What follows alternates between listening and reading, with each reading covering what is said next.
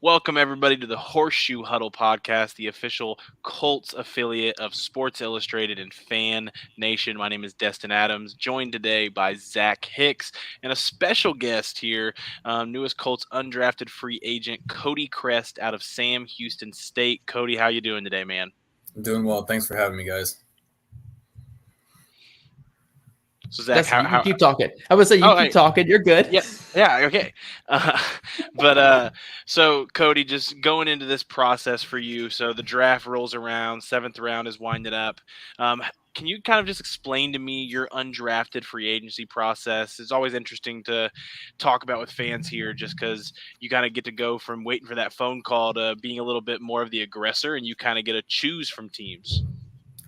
Yeah, so leading into the draft, I felt pretty confident that I would have a handful of opportunities. I had a good pro day. I put up good numbers. Dispelled a lot of presumptions about my speed. A lot of teams were worried that I may not be that fast. Some teams said that my film didn't show the speed that I proved that I had on my pro day. Maybe a reason for that was that my last season, I was coming straight off shoulder surgery. So I was 4.5 months in. Week 1 was my first time putting on the pads doing anything football related. But after my pro day, I knew that I had a handful of opportunities. It all just depended on how the draft went in terms of the teams having interest in me, how many receivers they took. So once it hit the 7th round, I started getting a little bit nervous because a lot of the teams that had me on their board, they got 2 receivers. And I knew once they took 2 receivers, that's not a destination that I want to be anymore. And they're probably not that interested anymore. But it's really cool how it all worked out, me signing with the Colts, because I did have a pro day last year. I had an appeal for another year of eligibility that was still open, and I had a pro day. And I was having discussions afterwards about signing with the Colts. They were one of the few teams that even knew who I was and was interested in me. It was really cool how it came full circle. Going through this whole process, the Colts were one of my top destinations. A team that I built a good rapport with. The Southwest area scout, Anthony Coughlin, who I was mostly in contact with, is a great guy and had a good relationship with him, really felt the love from them. So, with the current receiving core, the demand for me as a special teams player, I saw a lot of opportunity here. So I was really happy the way it all worked out. Yeah, love it. Love it. Anthony Coughlin, one of the hardest working guys in the building there in Indy, and he's run all over the place down there. So I'm glad he was able to catch a lot of your stuff this past year. But yeah, I want to talk about that pro day there because that pro day was phenomenal. I mean, we got people who are obsessed with athletic scores and the RAS and all that stuff. And yeah, just the vertical jump you were able to put up, the 40-yard dash, just great stuff. What was the whole workout process like for you this offseason though? Like getting with a trainer and kind of nailing down, again, just your ability to hit these elite numbers. Yeah. So I had a pretty good performance at my pro day last year. But I knew that I still had a lot of room to improve. And it's funny because when I was going through the process of trying to figure out which agent I was going to sign with, I had an agent actually reach out to me and say, "Hey, I'll sign you, but I'm not going to invest in your training because no way you can test any better. That's all you got. You hit your ceiling." I said, "Okay, well, you have the right to your opinion, but I'm gonna go elsewhere." So I signed with a great agent, Brian Ehrlich. This is actually, I'm wearing the shirt of our agency, and he sent me to Arm Sports in Humble. My trainer, his name's Austin Potter. Awesome guy. Really grateful for him. Developed a really good relationship with him, and just committed to the process. Probably on a much higher level than I think a lot of other people did. I made a number of lifestyle changes, just all the way down to the architecture of my sleep, stretch protocols, yoga, honestly, a long list of daily lifestyle changes that I committed to that feel were really impactful on my ability to train and make these improvements. And I felt really good going to the pro day. I didn't hit all the numbers that I was testing at, but all in all, it was a really good day. I'm still a little bit upset about the official 40 time. Yeah. So it 4.38 is good. I'm happy about that. Yeah, I was gonna say 4 threes, man. Come on. But I was my agent had to calm me down. We ran one with the wind, one against the wind, 6 mile an hour wind. My first one with the wind was a 4.38. Mm-hmm. That was actually my worst time. The second one with the wind, I had unofficial times as a low of 4.28, but most of them were around 4.31, 4.33. That's what I wanted to average. So I'm glad I at least get to say this here, but for a while I was just going back and forth with my agent. I was like, they need to post my real time. They need to post my real time. And he was like, dude, you ran a 4.38. Like, calm down. You're good. Everyone's going to love that. So, yeah, all in all, it went well. Like I said, I didn't quite hit some of the marks that I expected to, but I was really happy because I improved on every single metric from my testing last year. And I really wanted to send that as a message, to testament of my character and, the type of work ethic and diligence that I have. Yeah, for sure. And before you jump in here, Destin, Brian, I believe I met him down at the Senior Bowl a couple years ago. Really, really good dude. Really good agent. I'm glad you're able to land with him because again, I love the smaller agents in the industry because they actually care about their clients. You're not just a number to them and stuff. So again, you kind of touched on it there a second ago, but how important was it for you to have an agent like Brian throughout this whole process? Yeah, it was really helpful because going through it last year, I was going through it all blind. I didn't have an agent because I wanted to keep, I had to stay an amateur if I got that year back. If I got an agent, I would have been deemed a professional. So, it was really great having him because even going into this year, I kind of fell under the radar in terms of getting one of those Senior Bowl invites. I started off, I only got invited to the small school college gridiron showcase, which is mostly like NAIA, like D2, D3 guys. I was one of the only FCS guys there, being the biggest school. And I was, quite frankly, I was pretty upset about that. I felt that I deserved much better. And with your performance, you can get there's a number of scouts that are there and they suggest people to get moved up to the main showcase. And, that's what I ended up doing. But something, I talked to Brian and I was pretty upset about it. He said, hey man, don't worry. I got my guys. They're coming for you. They're going to, I told them to get you brought up. Mm-hmm. And I think that was something that was helpful because maybe if I didn't even perform that well, I still had a better likelihood to get moved up and to get into the eyes of a lot more scouts. And that was what I did. And the next day or the following days at CGS, I had a really good performance. A lot of scouts talked to me. They said they thought I was the best receiver there. And that was really good for building my draft stock, especially leading into my pro day. And, I had conversations with, I think, 11 or 12 teams there. And most of them, they didn't even know who I was before that. And I would have never gone to that if it wasn't for Brian. So that was, one of the first steps to this whole process that was facilitated by him, that without him probably would have never happened. I would have been in a different position. Yeah, for sure.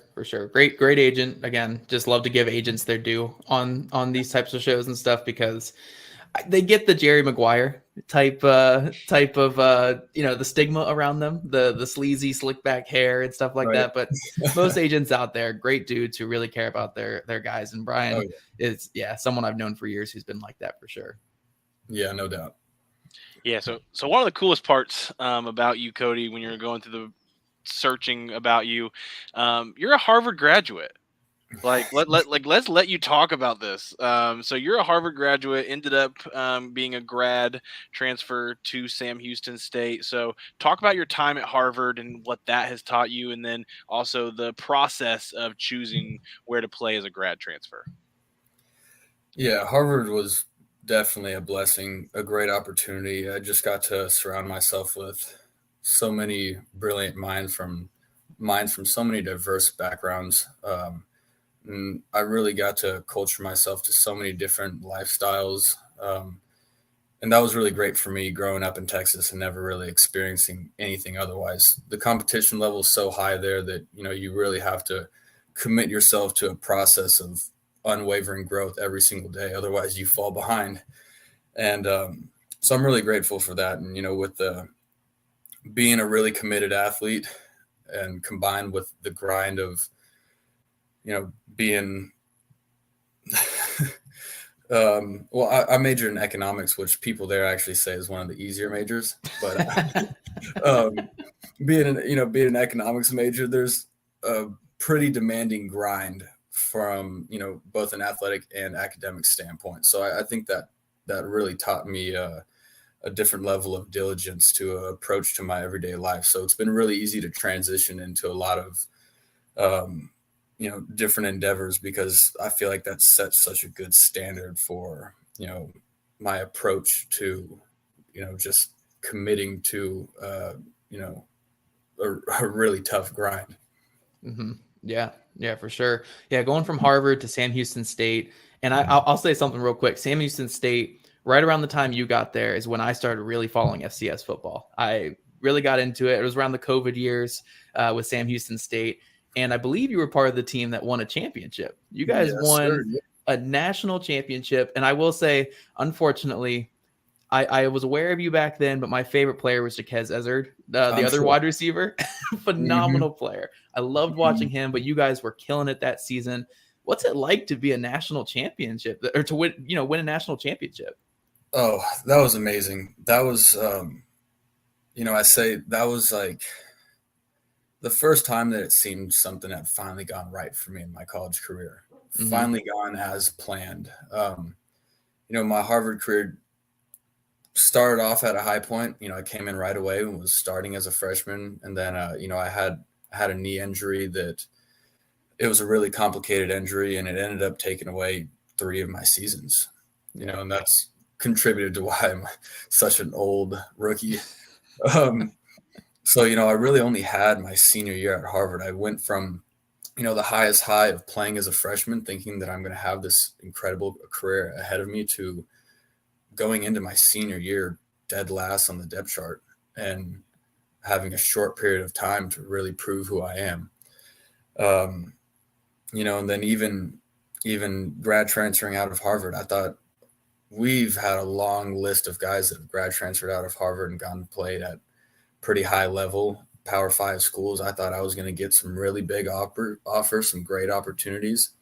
And at first I was pretty underwhelmed that Sam was my best opportunity, but it turned out to be just an absolute blessing in disguise. I'm very grateful for it. And even going to Sam, I didn't start my first game.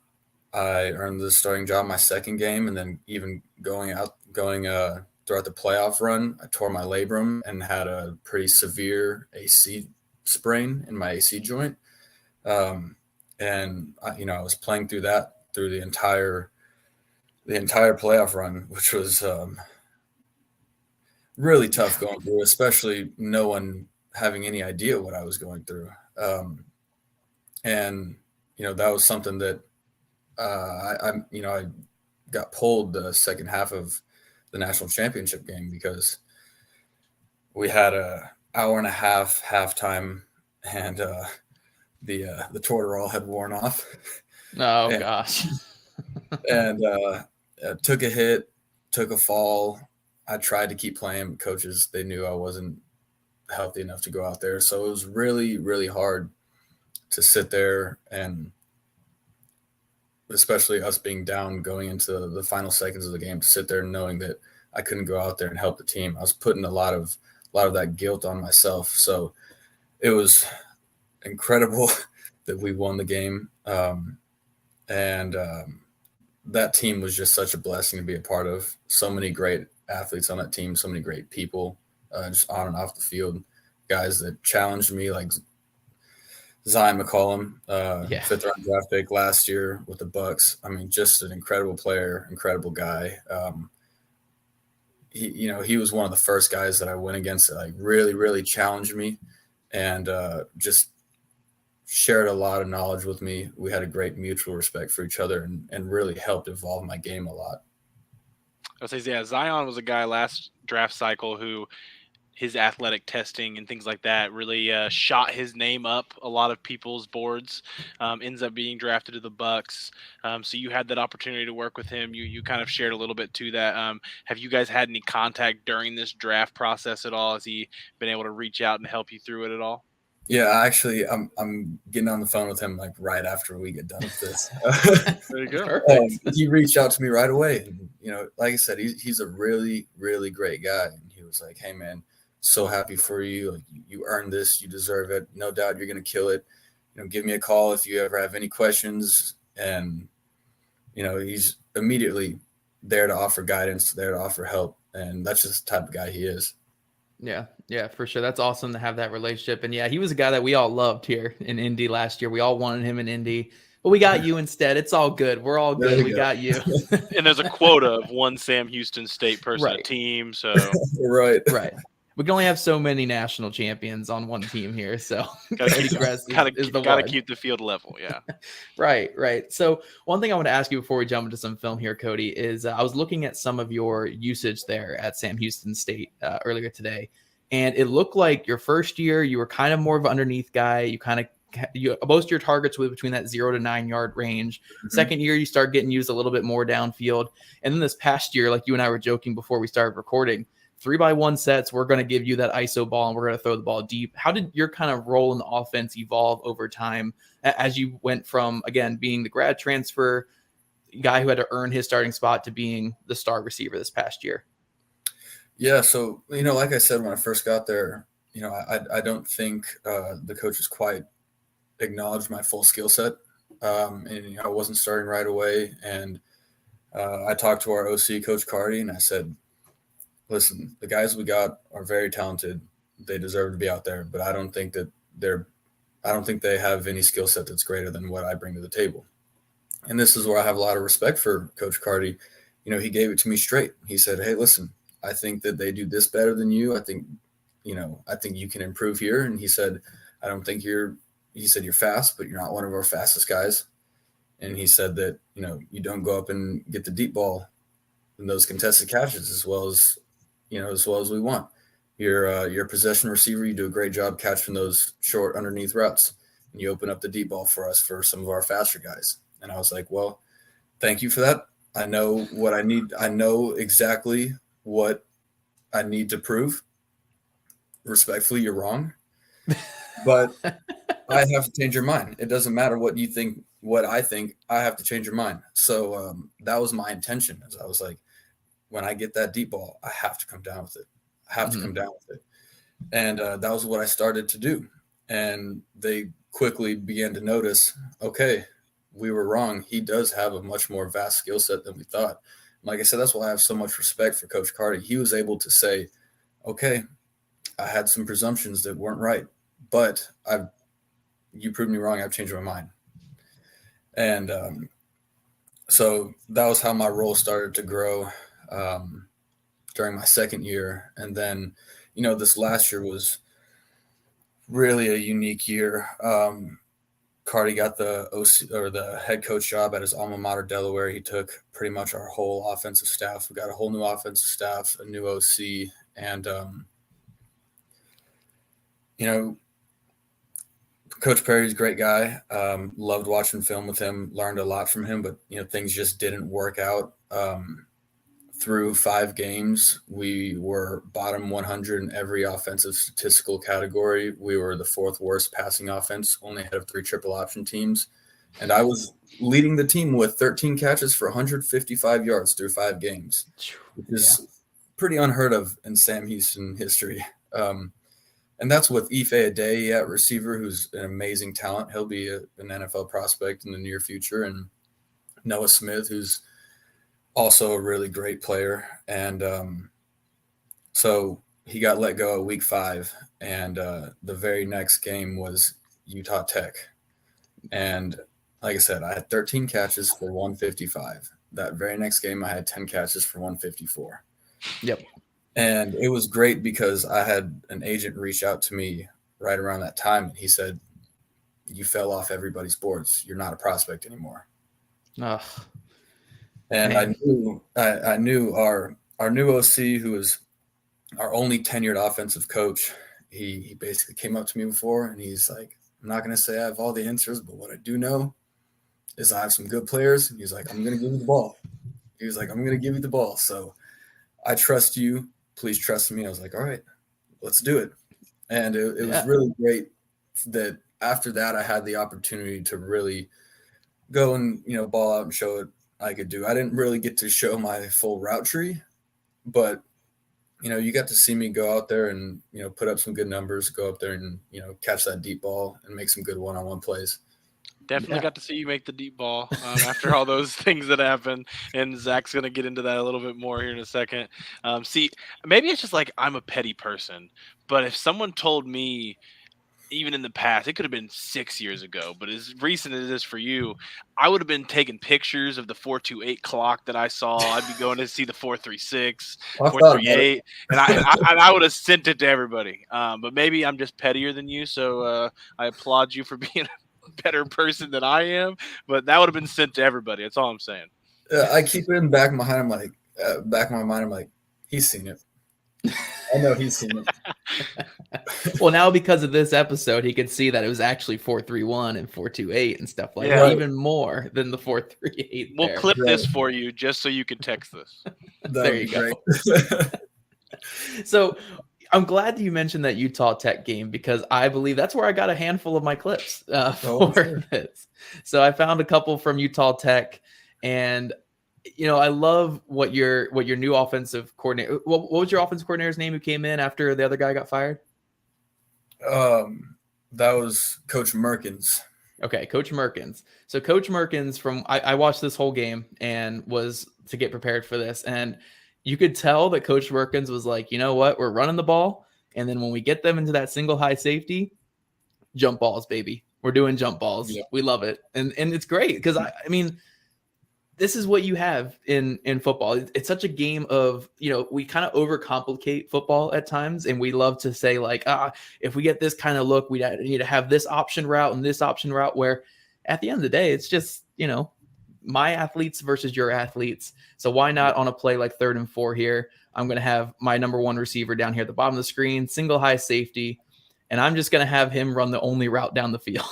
This is my whole route. And, quarterback gets snapped. These guys are all run this little screen action or mesh action, whatever the heck is going on here. And we're just throwing the jump ball, going up and getting it. Love it here. And what I love about this route here, too, is we get the little rocker step here to get past this corner.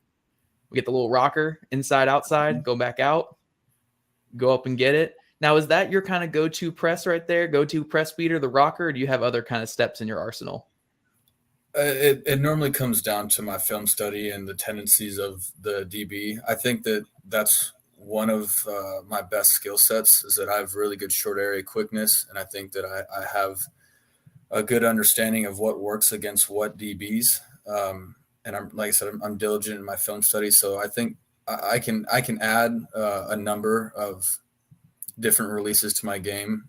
This guy he inched a lot. He gave a lot of room, so you can see when I make my release, I have to press forward about 3-4 yards. Yep. A lot of people they don't get any depth. They give a release and they're right where they are, and there's 3-4 yards of room in between the DB, so none of their moves are threatening because they're not on their toes. So I knew that pretty much every team when they do analytics too, they know that I'm running the fade route. So they're going to inch and they're going to open their hips quick. So I know that it's normally going to be one or two moves. I'm not going to spend too much time. I'm going to have to be quick with it. I'm going to have to get vertical because they're going to open up their hips quick. But yeah, I had that guy's number all day. Oh yeah. Is this number 2? Yeah, him and the other guy, number 4, which we'll see in the other clips. I mean, gosh, they were just. And I'll give your quarterback credit. I had his name written down earlier. What was your quarterback's last name? Keegan Shoemaker. Shoemaker. Yep, I knew it was something like that. Shoemaker. He was throwing darts in this game, like absolute darts along the outside to you. And yeah, this was a good one, and some other ones here. Sorry, what was that? My thing cut out. Yeah, he did a good job. Yep. Yeah. There was a criticism that I got from some scouts, on a lot of my fades. But they wanted me to get more separation. But the thing that you notice is this is a fade route and I'm catching it at 18 yards. The way that we taught it is, it was 1, 2, 3 and throw, or sometimes it was mesh with the running back and step and throw. So, the ball's out when I'm at 6 yards. So I'm releasing and I'm not really getting to put my head down and run too much. So most of these, I'm just saying it's pretty much just, hey, I'm better than you. Put the ball somewhere where I can try to make a play and I'm going to go make that contested catch. Yeah. Yeah. Hey, for sure. and you made it an NFL catch, just for the fun of it on this one. 2 feet in. Yeah, 2 feet in even for us. Oh, I wish I could have stayed up. Yeah, I swear, all these receivers we get on here, Destin, they just want to keep getting all their feet up and score. They're always trying to critique it. They always come back to, I could have scored on this. Oh man, but yeah, I love this catch here. How do you rep something like this though? How is I don't want to say contested catch, but how is like just the body control and getting better? Like, how do you get better at this area of the game as a wide receiver? A lot of that is concentration just at the catch point. A lot of people, when they have to catch the ball through physicality, they lose that concentration and they focus on the hit, or the hands of the DB being involved. And, that's something that I'm zeroed in on the ball. I get my hands on the ball and, I get it somewhere secure. So, like I said, it was something that I was criticized on, saying that I couldn't do well. So it was a point of emphasis that it was something that I could not fail at. I had to prove with as few opportunities as possible that this is something that I could do really well. Yeah. So a common theme so far through this interview is you take a lot of this honest criticism to heart. You put your head down, dive into it, and really put an emphasis on proving those people wrong. And I appreciate that mindset. It's the only way to do it. It doesn't matter what I think. I got to change what my coach thinks. Yep. Yeah. Yep. And no. Oh, look, we got Utah Tech again here. Oh, and look, we got another 3-by-1 backside, single high safety. Single high safety is shading the strong side. And again, what we're going to see from Shoemaker here is he's going to look left, get that safety to freeze just for a second, and then jump ball. Jump ball to the outside. There you go. Another impressive catch along the sidelines. We actually have another angle on this one so we can see the catch itself. Coming up here in just a second. Yeah, low snap, look left, pull it. And look at that, through contact and everything there. And another NFL catch, the little toe tapper there at the bottom. Oh, they're all NFL catches. He was ready, man. He's ready for the league. Yeah, I know. 1, 2, yeah, two steps. There it is.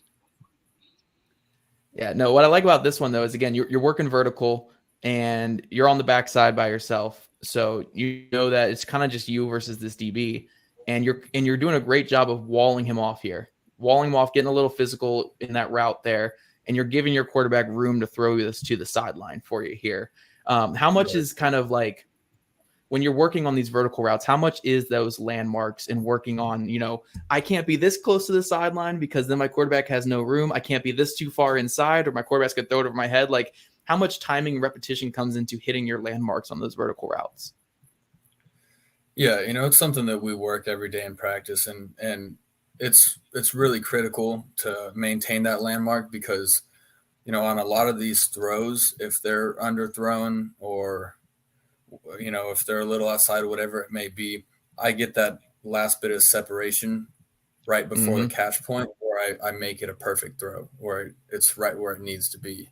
So when I'm holding my line and I have room to, deviate last second at the catch point, that always helps make it a little easier, because you can see right there, he was on me for a while, and right before the catch point, I get his hands off me and I give just enough room for the ball to fall in the pocket. Yep. Yep. And again, love that you talked the last clip here is, this DB is actually doing a good job recovering, where he's going right for your hands here. He's getting this hand right in here. He's trying to separate ball from wide receiver, but you just have that strength and that power to bring it in. I think he missed on his. You actually brought it in quick enough to where he wasn't. Yeah, he just missed with his little punch there, and you're able to hold it home there. Is that? Yeah. Is that another thing that you guys kind of rep too? Is, when you're going up and trying to sky up for those catches, having people punch at your hands just to kind of get ready for that contact when you get to the game on Saturdays?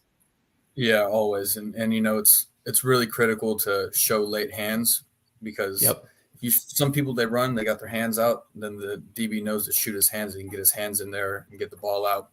You have late hands, the DB always shoots his hands too late, the ball's already in your pocket. Yep, exactly. Oh, look, Utah Tech again. I watched all of Utah Tech, guys. Okay, look, I did good, but look, we got another 3x1 set, single high safety, backside. I swear these are different clips. Like, they're not all the same clip, but we got all different clips here. And this one was actually a beautiful throw here. Again, looks left, throws it right, and you guys were just in. You get your feet in bounds really well. I think this one was even better showing of you just sticking on that landmark, because you're on the outside of those numbers the entire time. And then when that ball comes, late hands, getting outside, perfect throw, perfect catch. I mean, this is how you draw up that vertical fade route right there on the outside. Oh yeah. Yep. Shout out to Keegan. He was dealing for me. I appreciate it, Keegan. Yeah, no, he was. I mean, it's like once you guys made that offensive coordinator, like, oh, having fun there. Like, they're just ripping the 3x1s. Like, I'm a big fan of it. You can go ahead. Yeah. We were both really excited about this game, because we knew that this was our first opportunity to really show our connection, the chemistry that we have, and really get to be ourselves. So this was a great game for the both of us, because, the prior 5 games were just such a poor representation of, our team and our capabilities. So this was a good one. Yeah, for sure. And, you said you talked to the Colts a lot last year during your draft process. They obviously had a different head coach in Frank Reich, who, yes, he likes to throw it deep every now and then, but it's not as much as this new head coach in Shane Steichen, where a lot of vertical balls, a lot of getting the ball deep. You could see with the Philadelphia Eagles last year that these 3x1s and ripping it deep to the backside one, that's quite a bit with the Eagles last season and AJ Brown and other receivers. Was that kind of part of your decision-making process as well? Like seeing Shane Steichen and being like, oh yeah, like I could win vertical in that system. Yeah, definitely. I think it's an offense that I can, my versatility and my skill set really plays in favor towards. I have that great vertical speed. I have, I can win that deep ball on the outside, and I can make that contested catch. But a lot of teams, they really see the most value in me as a slot, and that's somewhere where I think I can probably exceed to an even higher level in the slot. Like I said, I have good short area quickness. I have a good understanding of, coverages in the game pre-snap, and I can settle in zones and make those contested catches in the middle of the field through contact. So, I think I have a lot of value inside and outside, and I think this is a great system for me to display that. Yeah, for sure. Definitely. So yeah, contested catch there. Look, next weekend's Tarleton. We got 3x1 backside. And another dart to the outside. Again, just another gorgeous throw too. Man, This is, that's a dot right there. Just right in the breadbasket. Can't guard it. Oh yeah. Nope. And to what Destin keeps saying here, look at this NFL catch. 2 feet down every time. You're ready for it, man. You just don't want to leave up any doubts going to the next level, having to adjust to that. So Zach was talking a little bit about it and that role and that you could be looking at the next level. You brought up the slot being an area that a lot of teams brought up to you.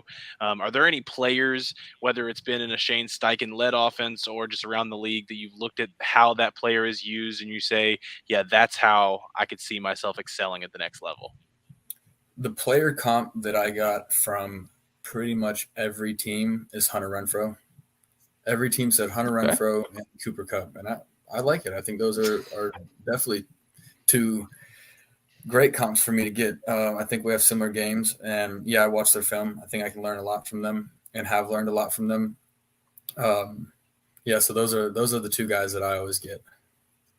You got to grow your beard out a little bit more if you want to be guys. Cooper Kupp. Right, right. You got to get some beard oil. Yeah, you got to get the Cooper Kupp beard going. Oh man, I love this catch right there. That's such a great catch. And then we got one more here against Tarleton coming up. Oh yeah, 3x1 backside. You guys see the theme here. We're doing a little play action shot, another outside throw. I think this is one-handed here on the outside. Just another beautiful catch. I love the vertical ability you bring just from the clips I saw. Again, from other earlier season stuff and obviously stuff earlier in your career, I did see a lot more of the underneath stuff like you're talking about in the slot. But when I'm looking at this Colts team, again, even the slot guys with this Colts team with Shane Steichen, you're going to have to win vertical like that. Yeah. This whole everything is about winning vertical. So I love that you mentioned the slot there. And, again, going back to kind of the Philly offense, a guy like Quez Watkins last year, right. in the last few years, it's working from the slot, but hitting those dagger shots deep, hitting those vertical shots deep there. And on your film, man, I mean, again, backside, give them all the room and we'll just throw it up and have some fun with it. So I love what I saw late last season once you guys kind of transitioned your offense. And it was a blast to watch those couple games. As an FCS fan and as a Sam Houston fan these last couple years, I was happy to see you guys bring it back late in the year last year. Yeah, so was I. I appreciate that. It was especially us going FBS. It was great to kind of correct the previous few games. Just kind of deviating from our normal identity as an offense. Our defense had a really good season, but offensively, it was definitely frustrating the first few games. But I'm glad that we got to kind of reshape our identity. Yeah, for sure, man. So yeah, I mean, it was just great watching that stuff there. And one thing I wanted to ask you is, I can't remember. You can correct me if I'm wrong. I've been looking at so many players on like Pro Football Focus and stuff lately. But did you log many special team snaps there in college? I know you've returned a couple kicks every now and then, but was special teams kind of your thing in college, or is that something more so that you're looking forward to working at here in the NFL? I definitely have a heavy emphasis on being a special teams player once I get to the NFL. I have had reps all around throughout my college career. My senior year at Harvard, I played gunner. I started at gunner most of the year. I had one play against Howard, got to run down, got a free release, and just got to run down and lay a full speed hit on the punt returner. That was a great feeling. Yeah, I got some returns at Sam, and during the national championship run, I was on punt. So I do have some experience on special teams, but I don't have the amount that I wanted. I came to my head coach and special teams coach before this year started, and I said I want to be on all four phases.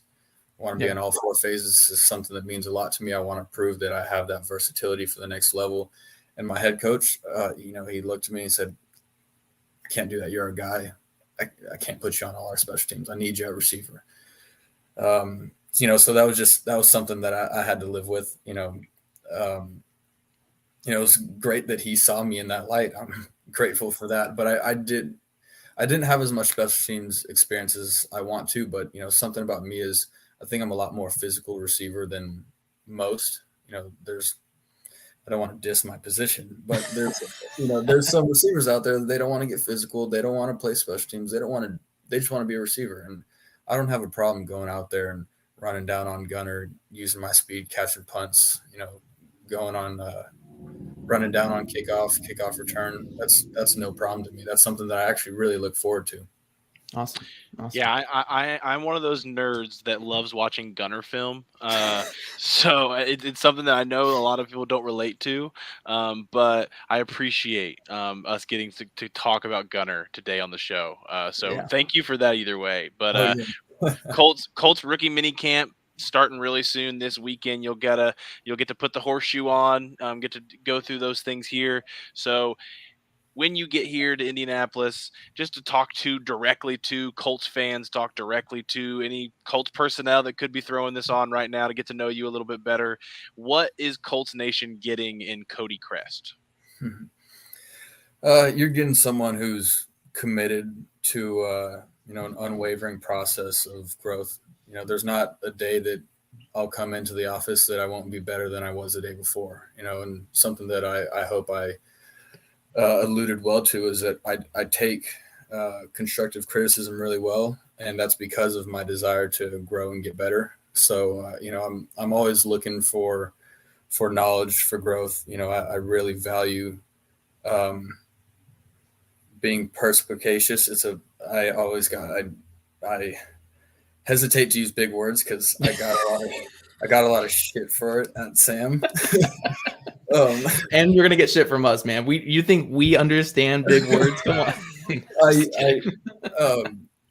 But someone who, I'll be a four-phase special teams player. I'll do whatever is asked out of my physical talents, and I think with my pro day, I've shown that I have the physical talents to have that versatility inside that slot, outside, one-on-one, and on all four phases of special teams. Awesome, man. Awesome. Well, hey, we appreciate you stopping by and talking some film and talking some ball with us. And hey, good luck throughout this process. I know it's going to be, like you just got through this long journey, this long, difficult journey, and now you're kicking off yet another one here with the Indianapolis Colts. We're excited to see you this offseason, and we'll definitely keep an eye on you throughout camp, man. Awesome. I appreciate you guys having me. Yeah, you have a good one, buddy. Thanks, everybody, for listening to the Horseshoe Huddle podcast. Make sure you guys hit that like button. Make sure you guys hit that subscribe button and check out our website there at horseshoehuddle.com for all things Colts. Thanks again to Cody Chrest, and be on the lookout for him and all the other Colts rookies who report tomorrow for Colts rookie mini camp. Thanks, everybody.